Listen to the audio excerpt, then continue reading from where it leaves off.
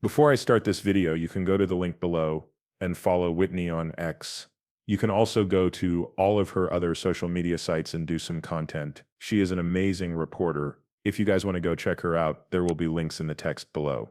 Now let's watch the movie. With all of that in mind, Whitney Webb is someone I have been listening to for years, whether she's talking about money, technology, or something else. A lot of her work is great. It tells you a lot, and the only thing I can think about is the world we are about to enter. Coins have been a subject of my show for years. I've mostly talked about this new banking system. Things were also going pretty slowly until about the end of 2024, up until 2025. Some pretty big changes have begun to happen under Trump, around Bitcoin, blockchain, and even AI. When we think about it, it is true that crypto users hold some of the keys to the future, which is a good thing, but the main thing I'm thinking about is that we only have a short time left.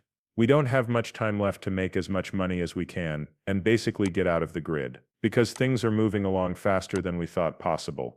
Let's look at this post from February 23rd again. To help Gaza's economy get back on its feet, officials with Donald Trump's Board of Peace are looking into making a simple coin backed by the US dollar. This is from Walter Bloomberg.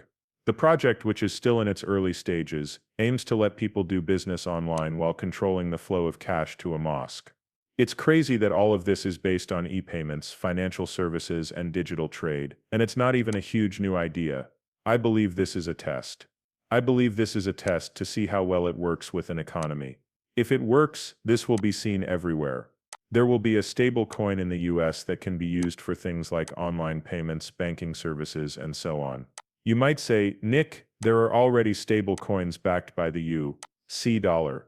There is, of course, but this would happen on a much bigger scale. This is something the government will do. This is crazy to see. I also think about how big stable coins are getting. At the moment, stablecoins on rwab.xyz have a market value of about $296 billion. Every month, more than $9 trillion is transferred. With over 228 million users, it's still very early compared to the world's population. But when it comes to DeFi Llama, there are stablecoins worth more than $308 billion out there. This is quickly getting bigger. Okay, so by the end of 2024, we had about $208 billion in stablecoins. In just 1 year, we've grown by more than $100 billion. Again, this isn't going to stop. In fact, big names like PayPal are getting involved, which is making it grow even faster. The president's own crypto company, World Liberty Financial, now has its own stablecoin. I mean, it's crazy to see this, but this is just the start. Fidelity just released their own stablecoin too. Other safe coins like those backed by the euro are also starting to grow quickly. These are not backed by the US dollar. I already said that this is a lot more important than most people think. But when I think about this, I also think about where it's going, which is mostly with AI. Another great post I saw today was from David Scott Patterson, and it showed up on my timeline. All jobs will be quickly taken over by AI and robots by 2030. About 170 million people are working in the US. Hands-on work is part of about 80 million of these jobs. These machines can work 4 shifts a week. About 20 million autonomous systems, such as self-driving cars, automated machinery, and robots would be needed to replace all manual work. In the next 4 years, that will be easy to do. People who say that building that many systems in 4 years is physically impossible are crazy. That being said, 16 million cars were sold in the US last year. A lifelike robot weighs 20 times as much as a car. That's 320 million robots a year if they sold like cars do. Even a tiny bit of that would be enough to get rid of all manual work. Of course, you might say, that's silly. Elon Musk did say that your figures are pretty close though. But the number of clever robots that look like humans will be much higher than the number of humans. This is because everyone will want their own R2-D2 and C3PO, and there will be plenty of robots in the industry to provide goods and services for everyone. The problem is that when robots take over jobs, how will people who are out of work still be able to live? Also, because Elon Musk is Elon Musk, there will be a universal high income, not just a basic income. Everyone will have the best medical care, food, housing, transportation, and everything else that is needed to live a long and happy life. Yes. I have a question for all of you. When did the government start wanting this from you? If we really think about it, I don't see a world where everyone has all the best things and everything they need. We also get a high pay for everyone. There is no way at all. This doesn't make sense to me. I have no faith in it at all. As I said before, I don't, because we all know that this is all part of a much bigger plan.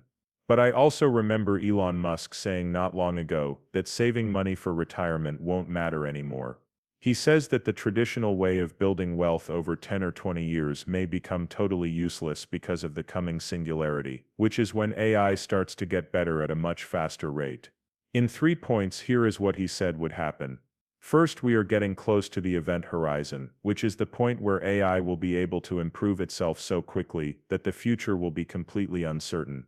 As we move past the singularity, the only rules that may still be valid are common sense, not business or planning. Linear projection-based traditional retirement plans could fail because the assumptions that they are built on will no longer be true. Costs will go down a lot thanks to AI and robots, which will bring labor and production costs closer and closer to zero. There may come a time after scarcity, when basic needs like food, clothes, shelter, medical care, and energy are either very easy to get or very cheap. If the cost of living drops this much, saving huge amounts of money for retirement might not be necessary at all. Last but not least, make the timeline smaller. It will no longer make sense to plan for the next 10 or 20 years. Technology is changing very quickly, and in just a few years, what you think are the benefits or values of an object today might not be useful anymore.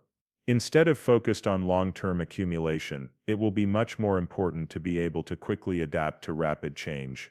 This means having cash on hand, being flexible, and being agile.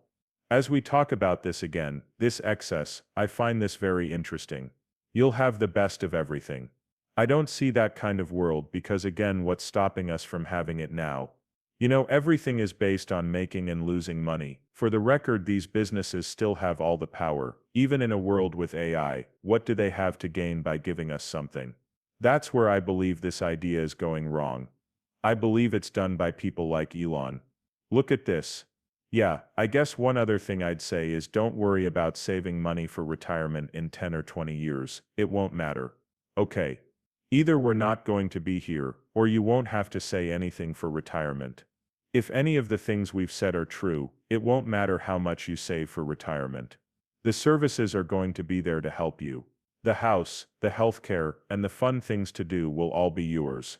Because the AI is getting better on its own, and time is moving faster, it is basically impossible to guess how this will turn out. There is a reason why it is called singularity. Yes, that's right, following the event line, I don't know what goes on. Yes, you can't see past the light cone, or the black hole to the other side. Ray is stretched out way too far. I mean, this is the next thing. When do you plan to finish this? We are now in the singularity. We are definitely living in the singularity. We're definitely in the middle of it right now.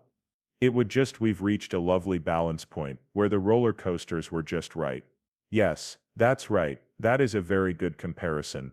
Like the way you feel when you're at the top of the jump, and now you have to go. Yes, but when you hit it, it will be a lot of G's. People are saying things like, I don't have to just sit courtside. I'm in the court, right on. It blows my mind, and it still does, sometimes more than once a week. Yes, so just when I think wow, after about 2 days there's more wow. That's right, exponential well. I don't know, that's all. This seems very forced, like it's trying to say that everything will be okay.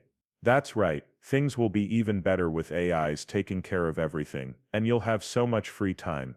Anything you want is going to be possible. Everything is going to go well. Again,